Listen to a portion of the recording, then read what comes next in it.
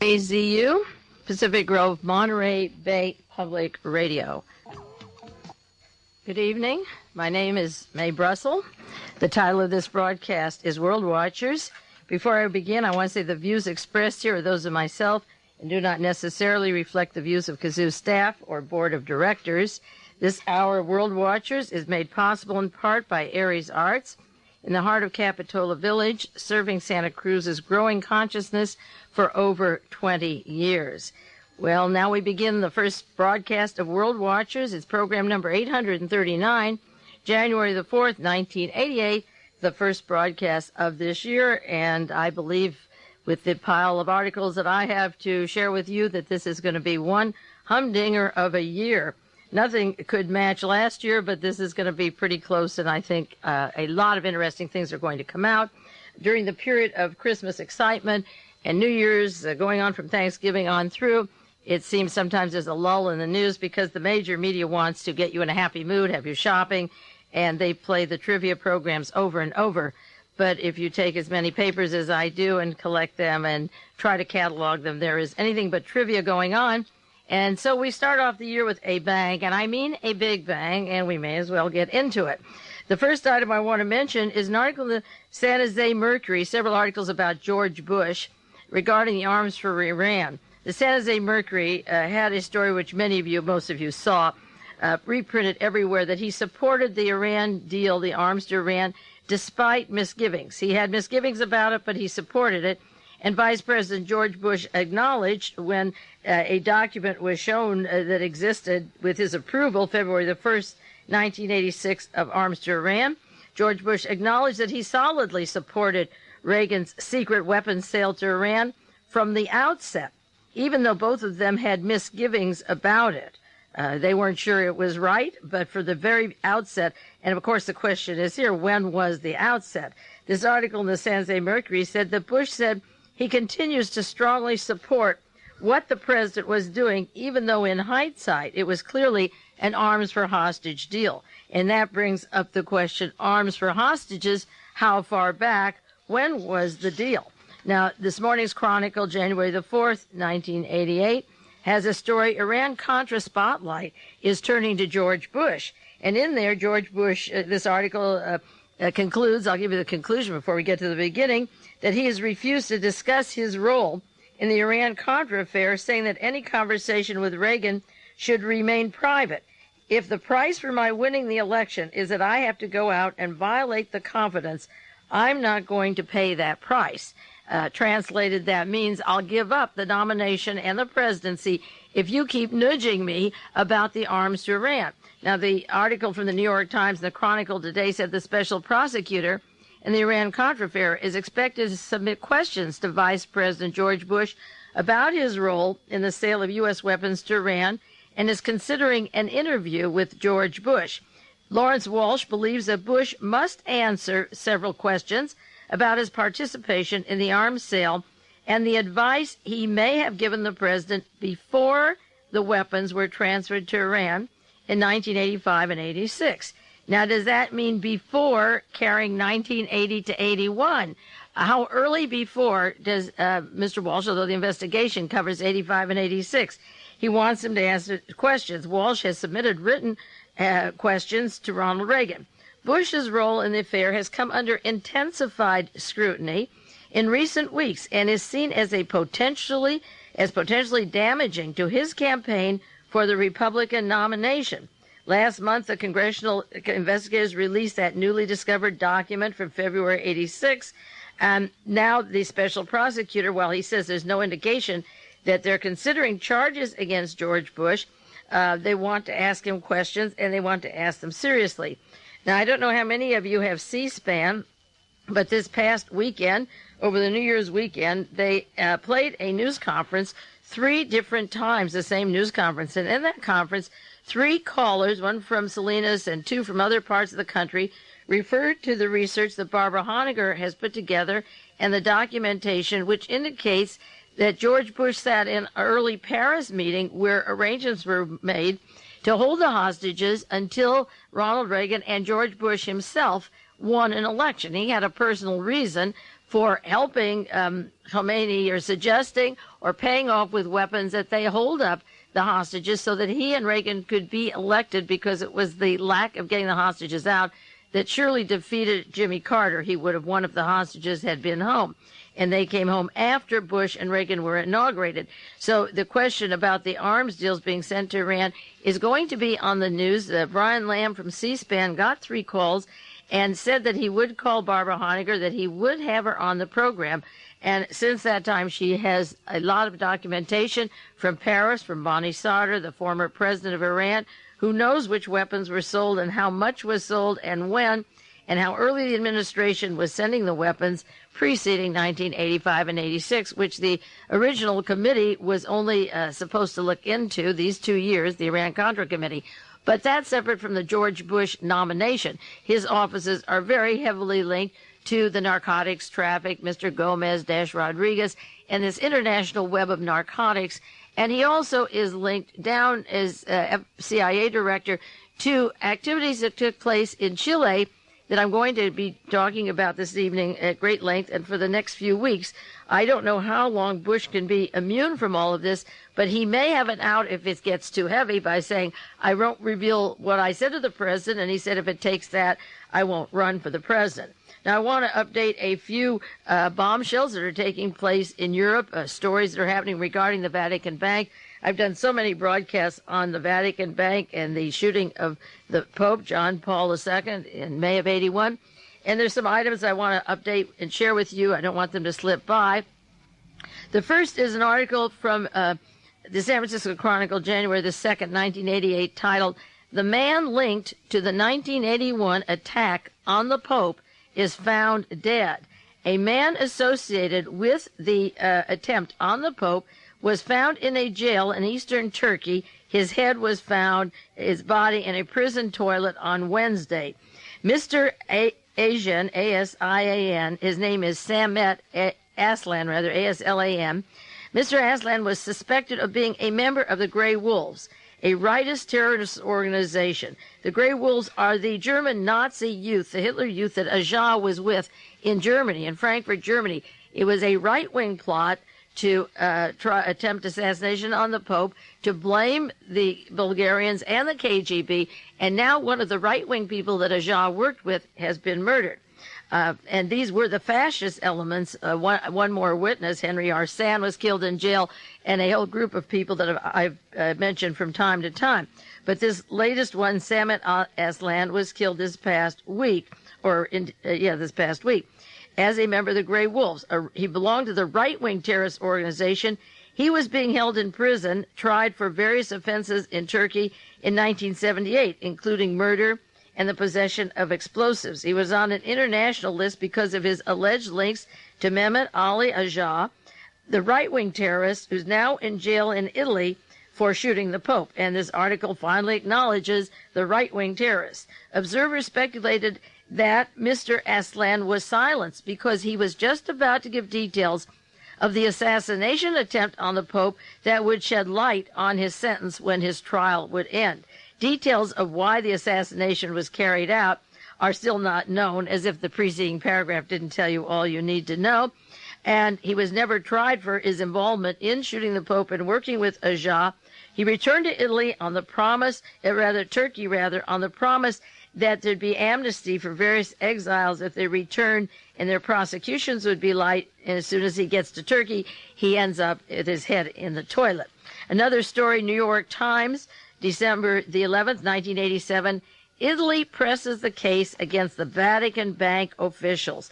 Archbishop Paul Marcinkus, Luigi Manini, and Pellegrino de Strobel, all from the Vatican Bank, running the money in the Vatican, have not gotten off the hook by the Italian government. For a while, it looked like Mr. Marcinkus and the others would have amnesty. The New York Times said the Italian magistrates investigating the Vatican bank scandal remain determined to prosecute an American archbishop, despite a past court ruling in July that said he was beyond their jurisdiction. They want to reopen the case against Marcinkus and the other Vatican bankers. They filed a constitutional challenge, and in the Constitutional Court, whether they can try Marcinkus and the others or not, their names will come up in these trials and for the records to show their involvement in the collapse of the Banco Ambrosiano that they were involved with, one of Italy's largest banks. It was a $1 billion collapse, and the Milan-based bank had close ties to the Roman Catholic Church. And, of course, these were the top officials of the P2 and Licio Gelli. The article says, according to judicial officers close to the case, the magistrates are determined to present evidence of wrongdoing by the Vatican officials at their trial, even if the Constitutional Court turns them down. They're going to bring up the role of the Vatican in the collapse of the bank and the Vatican bankers. Another story out of the Washington Post just a week ago, December 23rd, Swiss court jails Italian financier. And all of these articles I'm citing relate to South America and other stories I'm going to update for you later. Fugitive Italian financier Licio Gelli was sentenced to 2 months in prison. And after his 2 months in Geneva, he's to be sent immediately for extradition to Italy, where he's wanted for the murder of 85 people, no less. And, of course, he's head of death squads, and he was a part of the Waffen-SS and the Italian secret police and set up the P2 to plan a military dictatorship in Italy and other countries around the world. But he's been charged with planning the Bologna bombing, which, again, was blamed on the leftists, like the Red Brigades was blamed on the leftists. And all these prominent Italian figures and bankers are now coming to court over there in trials. And a witness to AGCA's trial, a right-wing fascist from Germany, is dead. Licio Gelli will be taken to Italy and tried. Gelli attended the first inauguration of Ronald Reagan and was close to Michael Adine, the Iran-Contra people. He escaped the Swiss jail in 1983. He's back there now, and they're going to send him to Italy. That will be very interesting.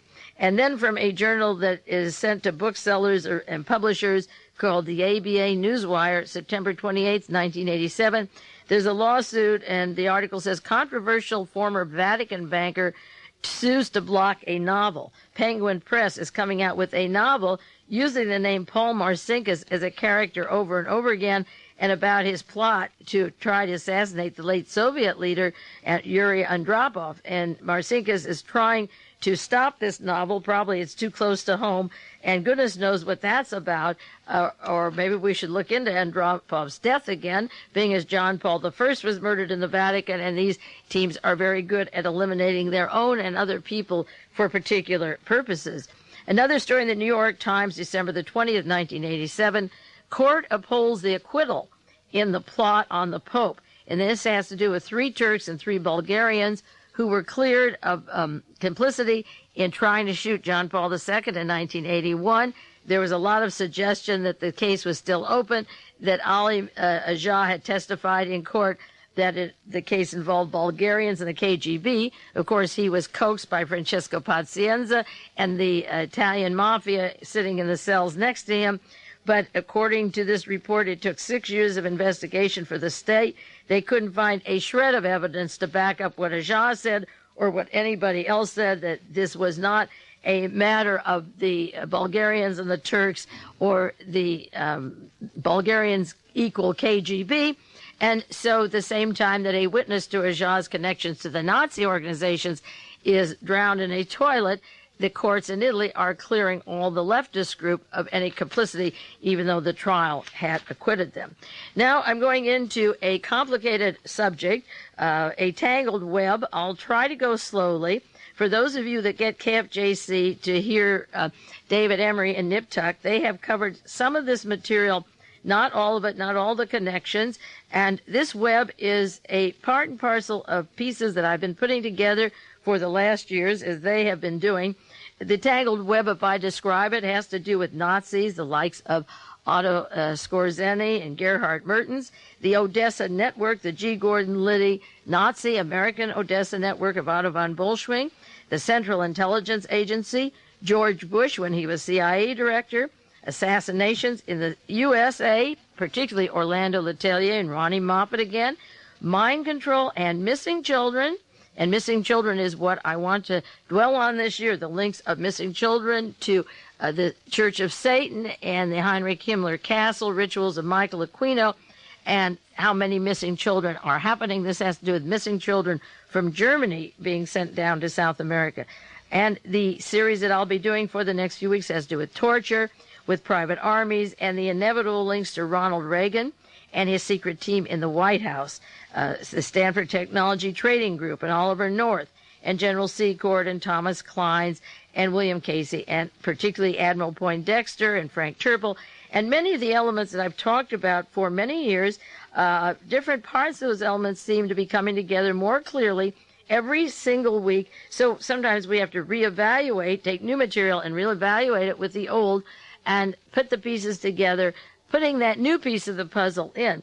What instigated me getting into this subject right now was a long article in the Washington Post by Bradley Graham titled "German Settlement Stirs Controversy in Chile. The court blocks the efforts by the Bonn government to investigate allegations of forced labor, sexual abuse." Now, this has to do with Colonia Dignidad. 8 years ago, April 1979, April the 20th, April 27th, and May the 4th of 1979, I did 3 broadcasts on Colonia Dignidad in Chile, comparing it to Jonestown, the money coming from West Germany, and the implications of Colonia Dignidad connecting to Operation Condor in South America, these death squads that go all over the world to put police states in. And when Eugene Hasenfuss landed in Nicaragua in 1986, one of the first words he mentioned was he was part of the Condor. And the Condor is Colonia Dignidad. It'll take a few weeks, 2 or 3 or 4, to separate some of these pieces. I don't want them too confusing for you. But the interesting part about Colonia Dignidad right now is that I have updated the broadcasts I've done, it's 1979, those 3, on this area, sporadically, just filling in little pieces from time to time, and a few big pieces as it came into the news. But what's instigating the German government, they have paid $80,000 a month plus to Colonia Dignidad. What is instigated their concern now is the missing children in Germany. Now, we're talking about missing children in the United States, children abused at nursery centers, at military-based nursery centers around the world. Germany is having a problem of missing children, and they have reason to believe they were sent to Colonia Dignidad, the place of torture, slave labor, child abuse, sexual abuse, you name it, and haven for Nazis since the formal Colonia was set up in 1961. But people like Joseph Mengele have been there, and Martin Bormann, and a haven for Nazis as they regained their muscles in the early 60s. Just I think the peak period of change of government was when John Kennedy was killed in 1963. Colonia was formed actually in 1961, but Bormann was down there, and as I said several weeks ago, he was involved in plans as far as New Orleans and Texas in the murder of John Kennedy. So this article came out about a German settlement in Chile and the missing children. This is December 25th, 1987, and I'll get into it in a minute. Now, one of the major funders for Colonia Dignidad is a man named Gerhard Mertens, a co-partner of the notorious Otto Skorzeny, one of the people released by Fritz Kramer and Senator Joe McCarthy when he was in the Senate. Kramer, the German Kramer, was a defendant there who became our plans officer at the Pentagon. But Joe McCarthy had to release the Malmedy defendants, and Skorzeny walked away from the jail, and Skorzeny worked with Gerhard Mertens, who put up a big hunk of funds for Colonia Dignidad. And his company is called, or was called, I don't know if he passed away just recently. I have to check that out again. The company for his arms deals is called MEREX, MEREX. As I say, David Emery and Nip Tuck have done broadcasts on Mertens and the links of Otto Skorzeny to MEREX. And now I want to bring it to Oliver North and the National Security Council. This is one of the articles that Dave and Nip had on the air, but I haven't shared with you yet. It's an earlier article about the Iran-Contra in March of '87 from the Los Angeles Times titled "The CIA's Purchase of Smuggled Arms from North's Aides Probed by Panel." And what the panel was investigating, and of course it's all very hush-hush, they dropped it like a hot potato, was the fact that Thomas Cline's and Albert Hakim and Richard Secord were given priority with a weapons dealer, the company called MEREX Corporation, the same name as Mertens. And these same people worked with and do work with Pinochet down in Chile, Colonia Dignidad is located in Chile, and as soon as Salvador Allende was murdered and Pinochet was made the president, he immediately used Colonia for the place of the, in quotes, missing people from Chile who were then burned alive, cut up alive, attacked on their genitals by dogs in Colonia Dignidad. This isn't a happy story, but none of these people are very nice people. So I'm going to giving a little background of where I'm going because this makes a big ball of wax to a lot of people that I've connected through the years. I just want to cite a few things about this article about the CIA weapons and their links to MEREX Corporation in Savannah, Georgia, and then the links of Mr. Atwood, Colonel James P. Atwood, who's in charge of those weapons, who works with Frank Terpil and Edwin Wilson. And, of course, Wilson, through Task Force 157, helped overthrow Chile and made Pinochet the head of Chile. The article says independent counsel Lawrence Walsh and a Senate committee are investigating the CIA purchase of $2 million in smuggled weapons from Oliver North's two top aides on the Iran-Contra affairs. What the question, the two offices are questioning whether the CIA made this unusual purchase, and they call it unusual purchase, last September as a financial reward for former Air Force Major General Richard Secord. Now, what does Secord need a reward for as of March of 86? He's diverting 85, really, the committee, it's 86 rather, March 86, when he's sending these weapons. Reward for what? He was very heavily paid with a lot of profit money. So far, there's $7 million in their account. But they made an unusual purchase with members of the CIA, said hardly ever happens, for Secord and Hakim. Now, you have to go back to put this whole ball of wax together to Secord and Hakim's company, Stanford Technology Trading Group, which bought International Imaging. That corporation set up by Waffen-SS Otto von Borschwing, a member of the Gestapo. He came to the United States, and his translator, when he was in California, lived in California, died here, came over here in the late 50s, was Helene von Dahm, part of that corporation, TCI, with the subsidiary, International Imaging. She was Reagan's secretary for 8 years in California, for 6 years in Washington, and then became our ambassador to Vienna. And these are the people it was so important to make this deal with. There weren't evidently places that weapons could be purchased, although the CIA said they have other outlets, that this was very unusual. The article said the investigators are seeking to learn whether North or his White House boss, National Security Advisor Poindexter, steered the CIA to the arms deals. Now, why would you steer the CIA to a company that ends up with MEREX? The CIA doesn't have to be steered to arms deals. Officials reportedly believe that the little-noticed weapons sale, and you bet it's little notice, it hasn't hardly been in any news articles since this came out in March, the little-noticed weapon sales could yield new evidence of the financial and personal ties of the CIA, North, and an army of private operatives in the Iran-Contra scandal. And it also, I might interject here, could conceivably bring in new ties linking it to the controversial Colonia Dignidad.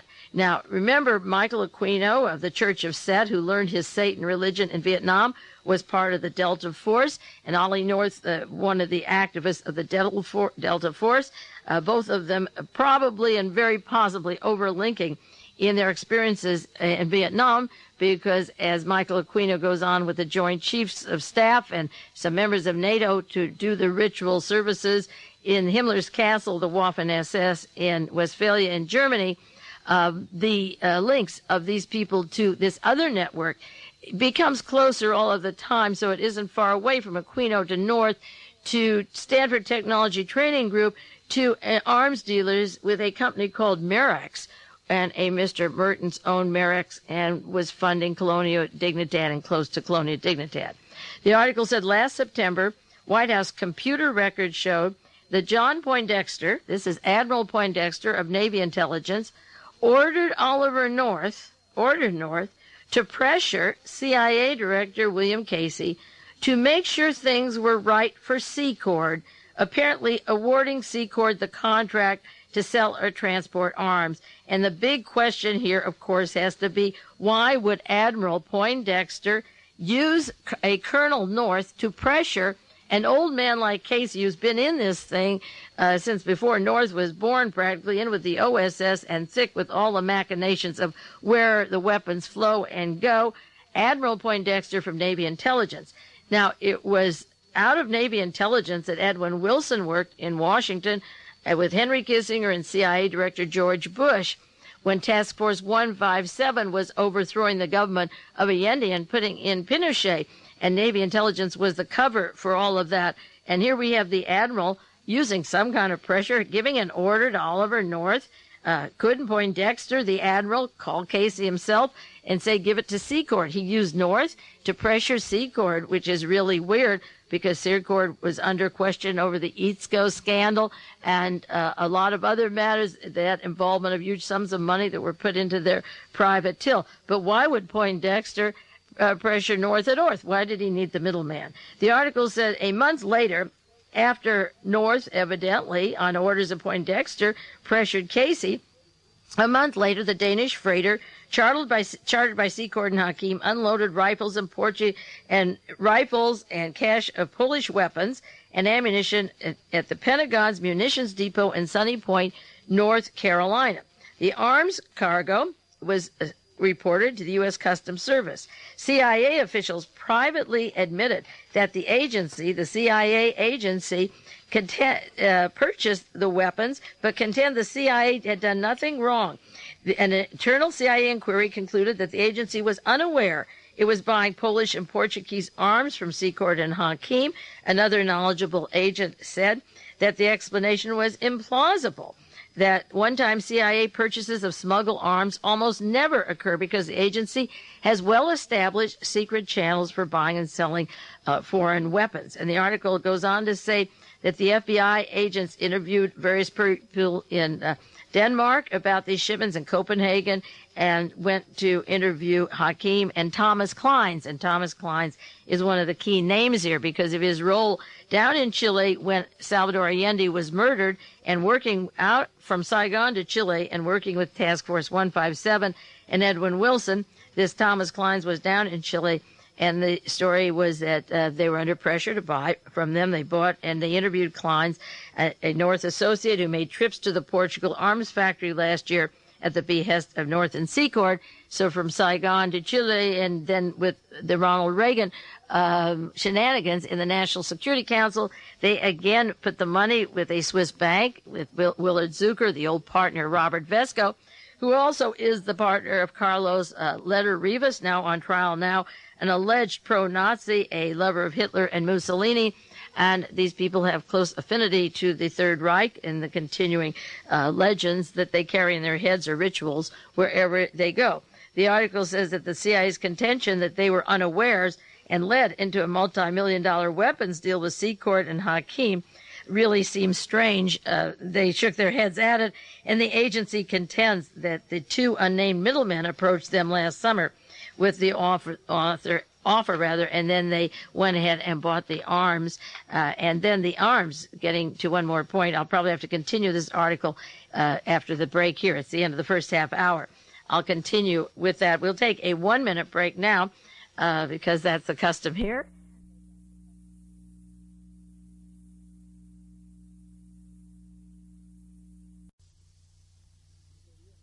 To conclude this article, the weapons were brought into Wilmington, North Carolina, and then were transferred to the MEREX Corporation. MEREX, the same corporation, the same title that shows up in Colonia Dignidad. And one might think that's a coincidence that the largest arms dealer, one of the largest arms dealers of the world, share the same names, but it shares the same people. The same persons are involved, and therefore there's a large reason to believe that this MEREX is the same MEREX company of Mr. Gerhard Mertens, who is a big pusher for Colonia Dignidad and has since it really got operating in 1961. The MEREX Corporation has a private address in Savannah, Georgia. No record of a MEREX Corporation could be found by these reporters of the LA Times.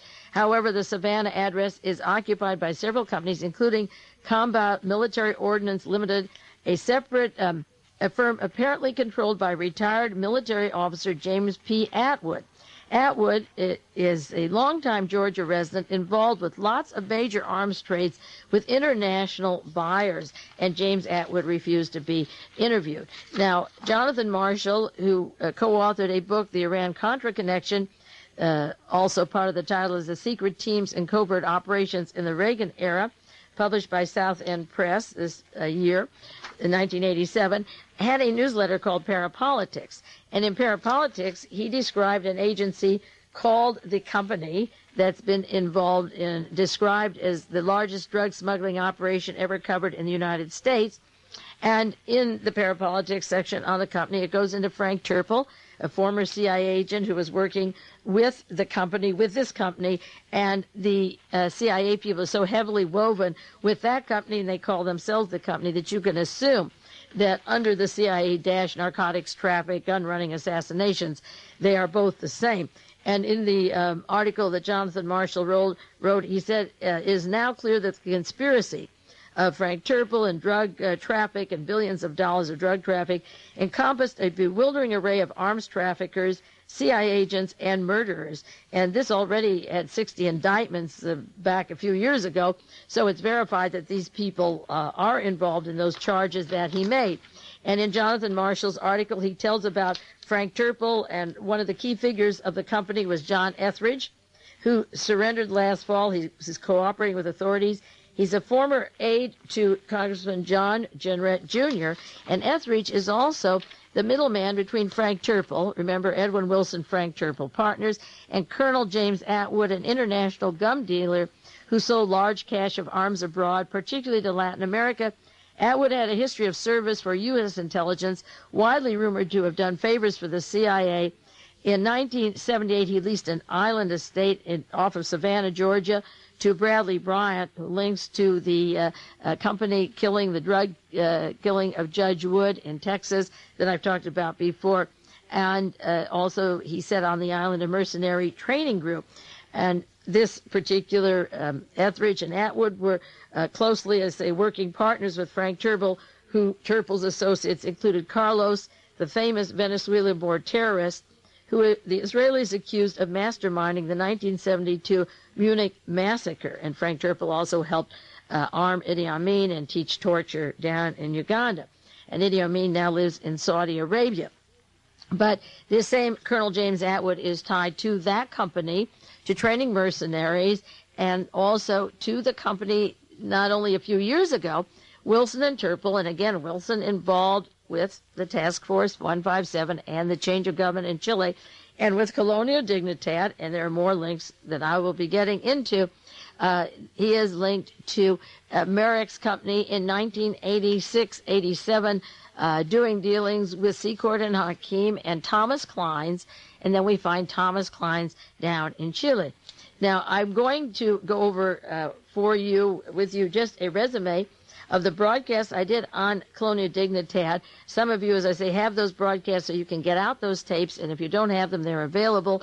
The ones April the 20th, the 27th, and May the 4th, 1979, the comparisons to Jonestown, and that's very important. But I want to get into the story of Colonia Dignidad that broke this past week, Christmas Day, from the Washington Post, and then take those pieces and follow them up with other articles about Colonia. Some I've had on the air, some I haven't had, and the links to the MEREX Corporation, the MEREX arms dealings, and Mr. Gerhard Merten, an associate of Otto Skorzeny, the notorious Skorzeny, and their links to Germany, to France, Joseph Strauss, and try to put together in the next few weeks the story of torture, of the use of these agencies by the United States. Michael Townley of the CIA came out of Colonia Dignidad, worked for the CIA, then went to Germany to meet with persons such as Franz Joseph Strauss, and then was instrumental in setting up a team that killed Orlando Letelier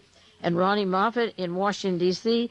At the time that George Bush was CIA director, he was working directly with these people. So I'm giving you a little preview of things to come as I just take the current article that doesn't give you all those threads, and I'll be going into those. And then Jack Anderson did a series of articles on Colonia Dignidad, and Operation Condor, the very thing that Eugene Hassenfuss mentioned, and Jack Anderson ran a long series of stories on this that should have shaken a lot of people a long time ago.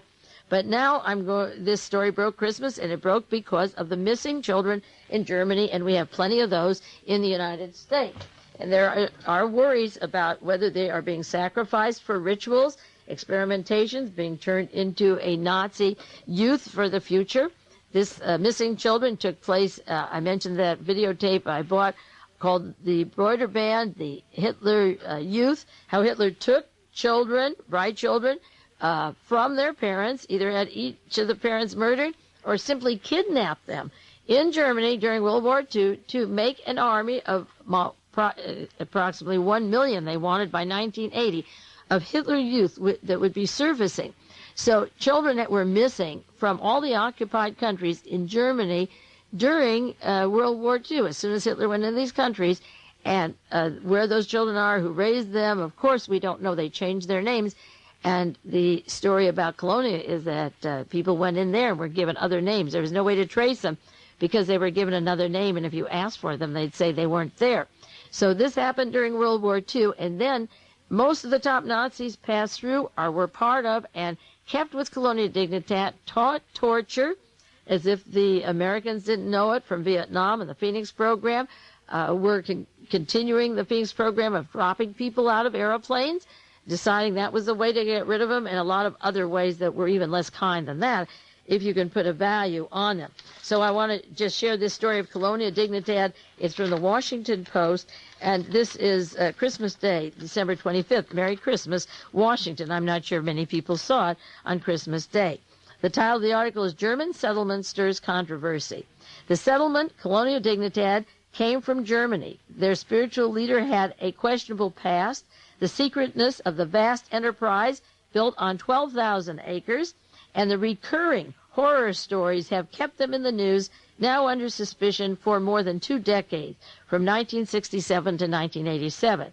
There were 2 UN reports that I'll go into in 1967 that should have caused reason for eyes to open up, and I was talking about them, as I say, in 1979. Now it's 20 years, 2 decades, and the German government is finally trying, or saying they're trying, to get a handle on it. The leaders of the community insist that they're nothing more than a disciplined agricultural community. So few have fled, and their stories are chilling. They are kept under double barbed wire fence. There is forced labor, sexual abuse, mind-altering drugs, corporal punishment, segregation of men from women, and separation of children from parents, stories of torture and murder. A former secret police agent and a police informant have both backed up these claims by several detainees that political prisoners were tortured and killed at Colonia Dignidad, commencing immediately after Augusto Pinochet took his power in 1973. And of course, it was directly Henry Kissinger's policy. His mentor, remember, is this mysterious Fritz Kramer. Kissinger, and I'll go into more about his orders about the overthrow of Allende in Chile. Henry Kissinger, and then Kissinger with Task Force 157. Richard Nixon ordered and actually orchestrated the demise of Salvador Allende. And then came the Pinochet, and out came the Nazi swastika flags in Chile, celebrating the emergence of Pinochet, and he's firmly entrenched there now today. The West German authorities have either ignored the stories of Colonia Dignidad, or they have supported the activities for fraternizing with their members. For 25 years, these stories have been passed over. The West German government has finally decided to try to lift the veil. We see the word veil a lot of times, I think, in the Woodward book now, surrounding it. The West German ambassador of Chile consular office visited the colony to see many of the members who are German. He went there November 1987, just before the holidays. The diplomats came away with the impression that Colonia, or the colony members, were not able to speak freely with them. And this is what happened when Leo Ryan went down to Jonestown, and of course he never made it home. He was killed at the airport. These men came home but said they couldn't talk to us. December the 13th, 1987, a month later, a special commission was appointed by the West German government. The colony blocked that investigation with a court order. So the delegation left Chile December 18th. They stayed around 5 days, couldn't get in. The mission, despite its failure to gain access, presented a report to the foreign minister Hans-Dietrich Genscher about the colony. A German judge tried to sort out the facts from fiction after years of delay, and now a Chilean court has approved, evidently, a request to take depositions from 33 individuals connected with the settlement. And again, what's opening this now is the missing children from Germany. And if they miss from Germany, they could also be some from the United States that we saw in our milk cartons and grocery bags for a while. Harmut Hopp, H-O-P-P, a doctor who serves at Colonia, couldn't figure out why the German government was interested in them. We don't have any importance in international politics. Well, if they raise these youth for the Fourth Reich, then it becomes international. They may just be in Chile now, but they may be international at another time. One reporter from Chile, one of Pinochet's favorite reporters from the newspaper El Mercurio that he is associated with, or they like his policies, was allowed to visit in December of 1980. That was 7 years ago. Otherwise, Colonia is closed to every journalist. He said at the time it's an austere community, a bit eccentric, but not sinister, just strict, but not sinister. Life with the family takes a back seat to work. The relations between sexes are regimented. Children are kept in single-sex dormitories. They're not permitted to watch TV or listen to the radio, which is okay. Women wear dresses. They're not allowed trousers or shorts. And there's long hours of work without any pay. It is a quotation, work should be for the purpose of human life. One should not feel that one must rest after 8 hours of work. And this is the kind of situation going on where our president doesn't mention this in human rights, and he sends money to this country and has established relationships with this country and argues with the Soviet Union about human rights. To continue the article, this is a quotation of Mr. Hopp, the doctor there. There is a malformation in modern man that makes him think he is obligated to rest and have fun after 8 hours of work. That reminds me of the quotation of Dr. Jose Delgado, who worked for Navy intelligence, the same Navy that Admiral Poindexter came from, who said that the situation in the world is so important that man doesn't have the right to the use of his own mind. The doctor at Colonia said there is a malformation in man that makes him think he's obligated to rest and have fun after 8 hours of work.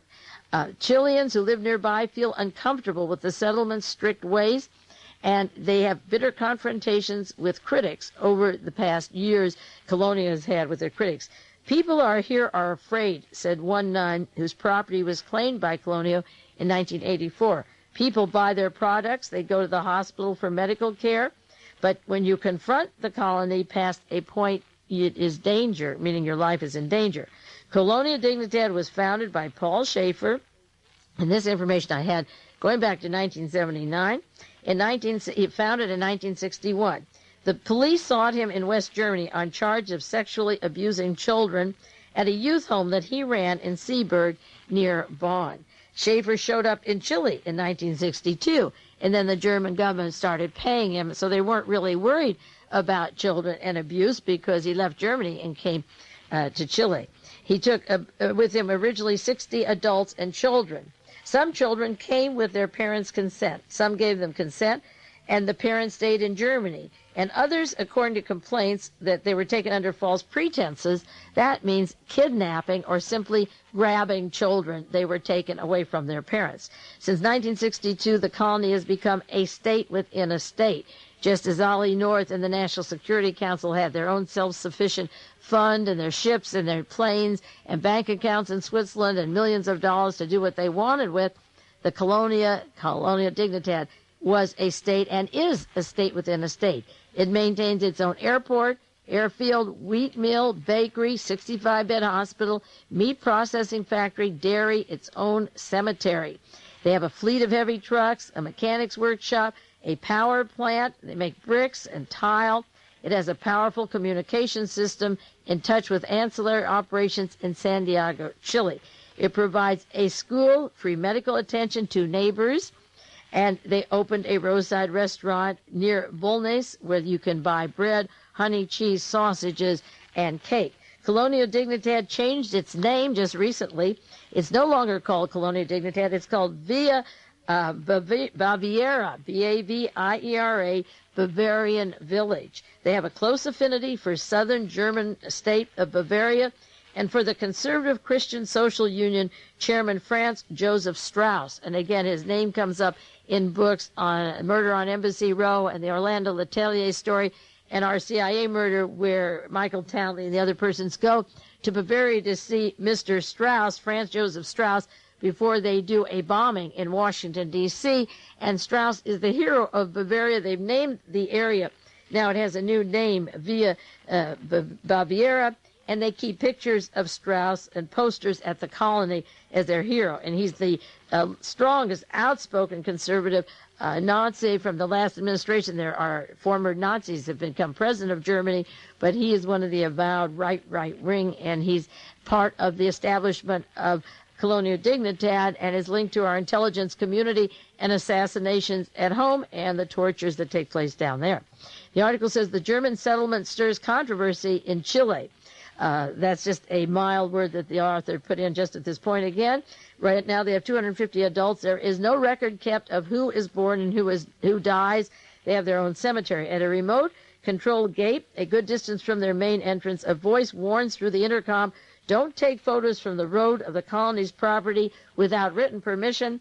The main entrance is 22 miles east of Parral, P-A-R-R-A-L, and it borders on Argentina. 1966 was the first time Colonia came into the news. Wolfgang Mueller, 20 years old, escaped from there and told about the terror. He was forced long hours on the field, no pay, frequently beaten. He was sexually abused by Paul Schaefer before they came to Chile when he was still in Germany. Schaefer then used memory-altering drugs on him if he became rebellious. Wolfgang Mueller said children were separated, and this is where this came from their parents, and they were instructed to call him aunt and uncle, and a number of the Nazis were living in the settlement. Wilhelmine Lindemann, another woman who fled in 1966, supported his accounts, told how she was drugged, given injections. They got her back into Colonia Dignidad by saying that her husband and her family were coming from Germany to see her, and she hasn't been seen since. The Chilean Senate started an official inquiry, finally, because of the outcry caused by those two that had escaped. They entered the colony at one point, said they saw nothing, dropped the inquiry, and later were charged with taking bribes to say they didn't see anything. That was back earlier when the charges came out. In 1976, 3 years after the coup, after Allende was murdered and Pinochet had been in power 3 years, the United Nations Human Rights reports came in with accounts of Colonia Dignidad. They said the colony trained dogs to attack intruders on their sexual organs. There were experiments testing torture tolerance limits and tests with the use of drugs to break detainees. Colonia Dignidad was especially equipped with an underground torture center, which it still has, of course, with small soundproof cells, hermetically sealed. This is the UN reports, and I have to look up the dates to see if Mr. Waldheim was the head of the UN when these reports came in. The detainees' heads are covered with leather hoods. They're stuck to their faces with substances that are supposedly chemicals. In these cells, interrogations are called out through electronic equipment, including loudspeakers and microphones. The detainees are tied naked to metal frames and receive electric shocks. There are allegations that Colonia Dignidad, as I say, now called Bavarian Village, was involved in political repression as soon as Pinochet came into power. Juan Rene Munoz Alarcón, and I'll do more about him, Alarcón, a former Socialist Party member, was a collaborator with Pinochet, and I'll give his account probably next week, and with the secret police, the DINA, and Munoz identified the colony as one of several places where persons had disappeared and were taken away by the security forces, and after he gave a deposition or a lot of information to a group that published it in Counterspy, that's now called National Reporter, he was soon stabbed to death. He supplied a lot of information, and I'll share that with you, and then after he gave the information, he was quickly stabbed. Juan Rene Munoz Alarcón has and gave a taped deposition to the Vicariate of Solidarity to the Catholic Human Rights Group in Santiago, Chile. In 1977, the West German magazine Stern followed the United Nations reports with an article by Amnesty International telling about torture, the secret police, political prisoners. Samuel Fuenzalida, an ex-agent of DINA, the secret police of Pinochet, testified that it was his role to deliver prisoners to the colony on 2 occasions in 1974, and where he was received by a professor he recognized as Paul Schaefer, the man who runs Colonia Dignidad. Colonia sued Stern Magazine and Amnesty for libel for printing this information, and the colony was protected, Colonia, by the lawsuit because they were repeating the UN reports and the Amnesty International reports. Stern Magazine published them. But the judge who heard the case happened to be a member of the Nazi Party. He was under Adolf Hitler, and he was the judge assigned to take care of this case, and he ordered that this be dropped, that the information not proceed in the German newspapers, and that's the kind of control that is taking place in Germany, and is continued up to this present date, where they want to go into the material.